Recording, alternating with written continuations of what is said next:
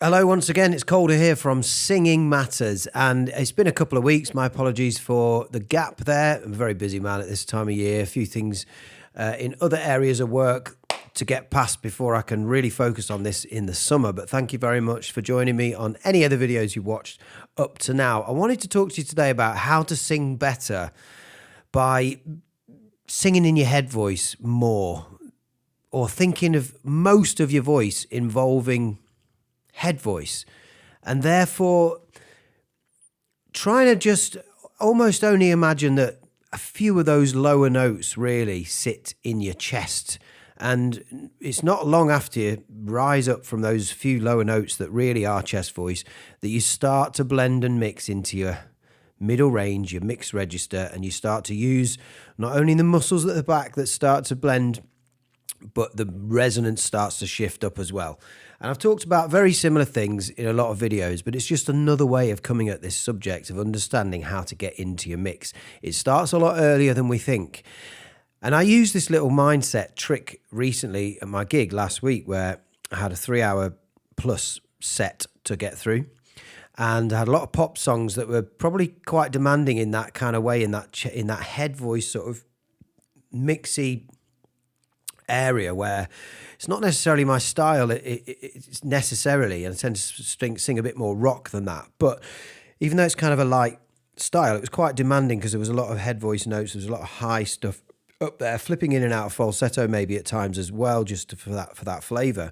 But what I said to myself is the way that I will ruin my voice and struggle through the gig is staying too strong and raspy and staying stuck in my chest, really. I tried to tell myself, right, if you just rise up and do everything in a nice, light, sort of upper register throughout the set, if you are allowing some of these middle notes to feel like they're living more in your head voice than anything else, then I'm going to sail in and out of those changes and transitions of registers much easier than if I'm gripping onto a low chest voice and then only thinking about head voice when I really need to, or think you need to, in those higher notes. And I still have to remind myself of certain things technique wise, and that's what warming up and exercising is for. You kind of suss out where your voice is at. And that week I think I needed to just warm up and then stay in this head voicey place throughout the gig, and it really helped me, and it really it just made me sort of float into songs more than I perhaps would have done if I hadn't have given myself that little reminder of sort of using head voice. It's alien to people still to a certain extent, but it's very similar to things I've said in other videos where you're starting to try and blend earlier than you think, lower down than you think. That transition starts to happen. And I still notice it in students as well, where it's easy to say that and they understand it conceptually, but putting it into practice and where that actually is and what that actually is that they're looking for or looking to remove is not always as obvious as it might seem. So that's part of what I do with my students. And I've had a few people where this kind of idea really just changed how it came out, and suddenly it felt so much sort of easier, and like you had headroom, like you could float above and you could go, you could keep going up. When you sing some notes that you feel like you're hitting that ceiling, you feel like you can't get any higher, there's a problem. And when you sing the same kind of note and you feel like there's so much headroom above it, you know that you feel free and able. It's such a nice feeling to have. So this little trick helped me last week. Let's pick some stuff out here. So if I was kind of, I think this is all coming through. If I was kind of like,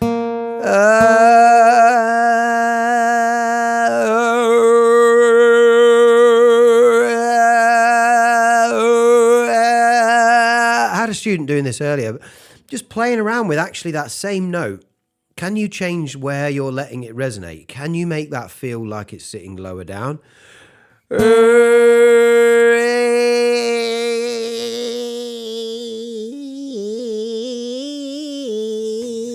Or can you find that portion of the sound, that almost really nasal portion of the sound where you're letting go of everything else, but you're just hearing and feeling that sort of sound, which is necessary for part of it as it starts to blend up. And it depends what you're aware of and what you're familiar with. I don't know what my hair's doing here, by the way. I'm always suddenly conscious that I just whatever.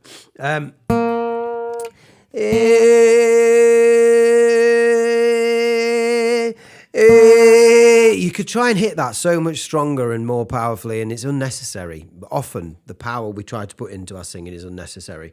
Suddenly conscious of what I look like, so I'm just like whatever.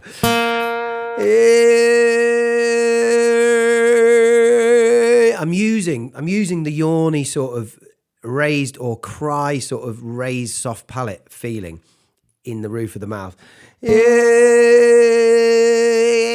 to help it shift into this part of the sort of pharynx, the upper pharynx, the nasal pharynx, and these upper resonant chambers. There's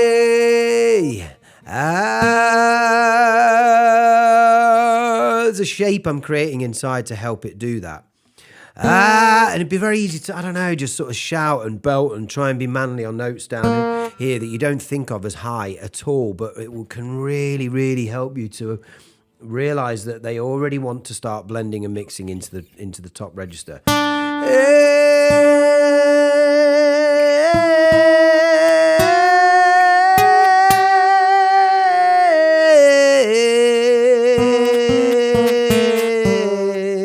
I don't know what note I was singing there.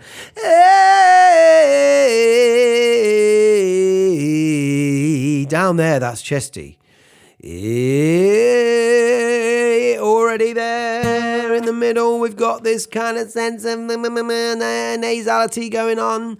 It's already starting to creep up into this part of our face, the resonance, and we're also starting to let go. Don't be thinking it's all about resonance. When we talk about mixed voice, it's the mix and blend of the two different muscle groups, the ones at the front gripping on the chords and the ones pulling back.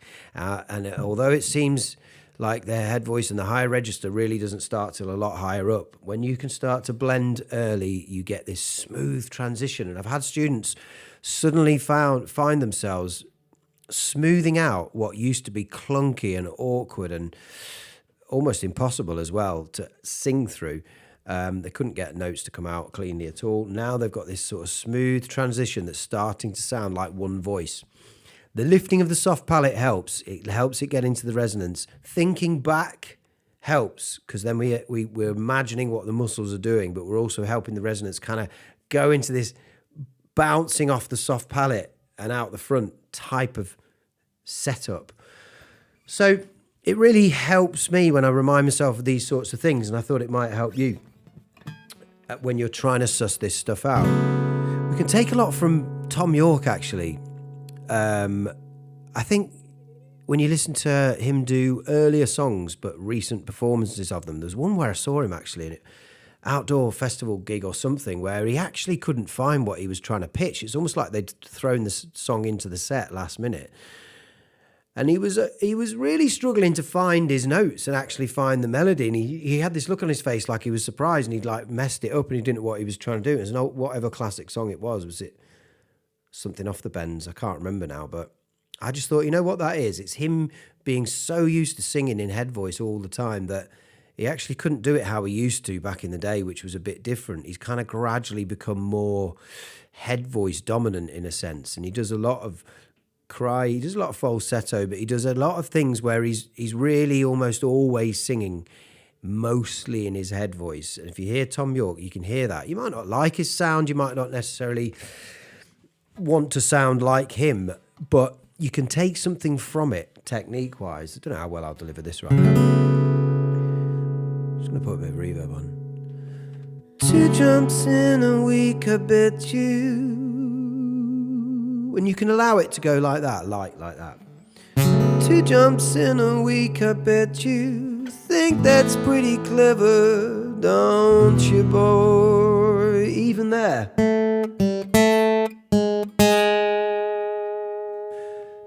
Don't you, boy? Don't you, boy? It's already starting to shift into this sort of placement. Don't you, boy? But we're trying to go.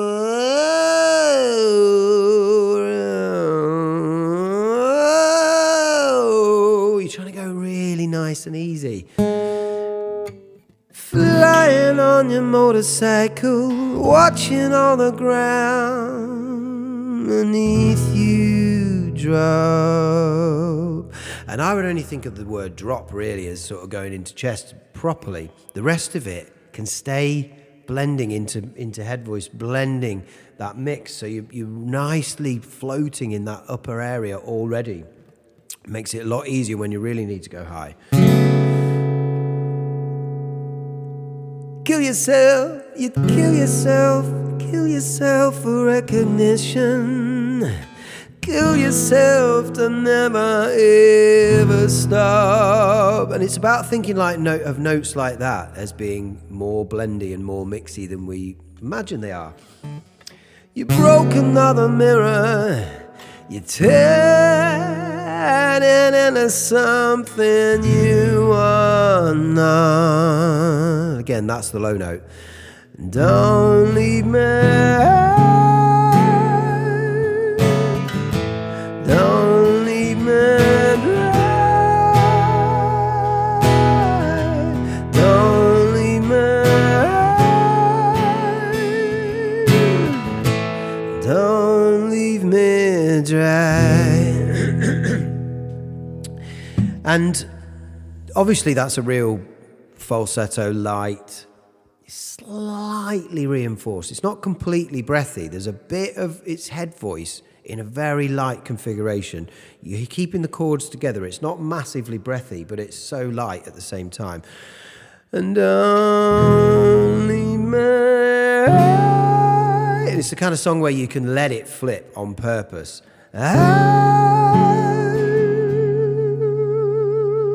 But when I let that resonate, when I let that sort of vibrato kind of tail on the note happen there, you're letting the voice work. You're letting it operate itself.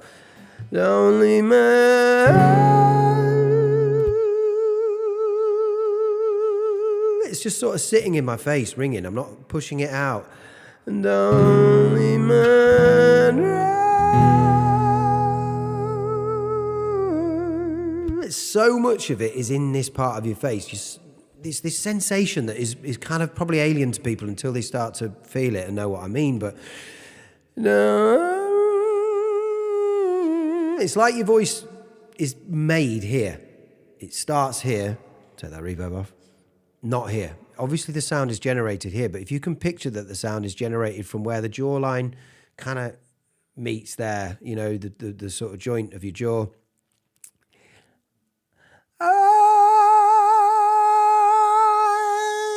Comes under the teeth like this. If we are trying to access this part of our voice more and get the voice to be ringing in that part of the resonant sort of spaces that we have available to us more often than we think, or from lower down than we think, you may find these transitions a lot easier than they currently are.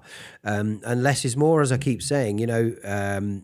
Give less power, give less oomph, try and hold it back, try and realize that the voice does the work for you. You don't need to blast things out. This is a particular type of song, but it just occurred to me that that's something that you get from Tom York in Radiohead a lot. He lives in his head voice more of the time than not, especially these days.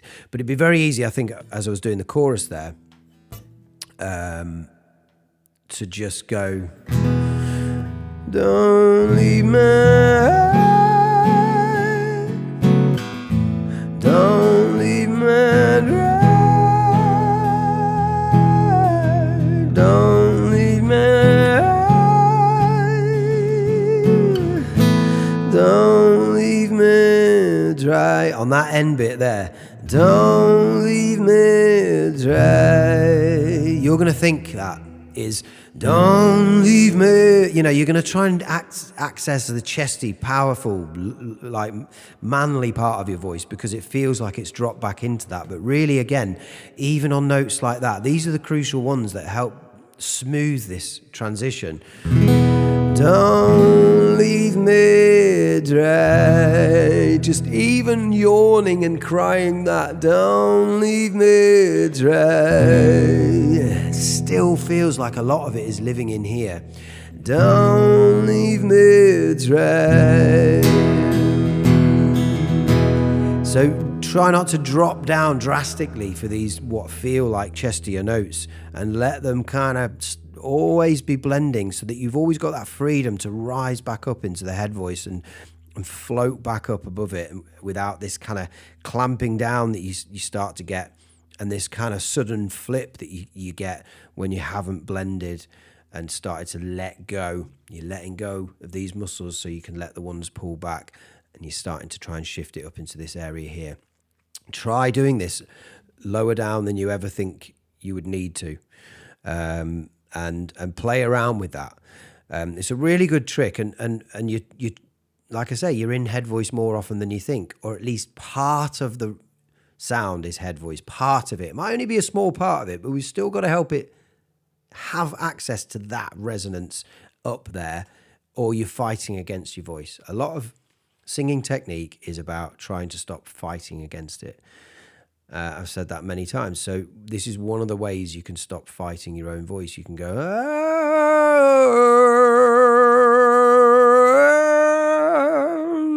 you're looking for this sound to be living in the roof of your mouth and in line with this kind of part here, so it can come out there. It needs to go up and over a hill before it feels like it can come out the front. A lot of this, again, is alien to people, but to some people, it will make a lot of sense. Depends where you're at on your journey. I've had a great time helping people who really feel like they're making progress at the moment. It's fantastic. So I'm going to keep it short today. It'd be interesting how many minutes it is. It's usually twice as long as I think. It's a pleasure, as always. I promise a lot of videos in the summer and a lot of new things on this channel that you can access from me to help you improve your singing, use your voice better, understand your voice so you can use it better. That's the cheesy line I was looking for.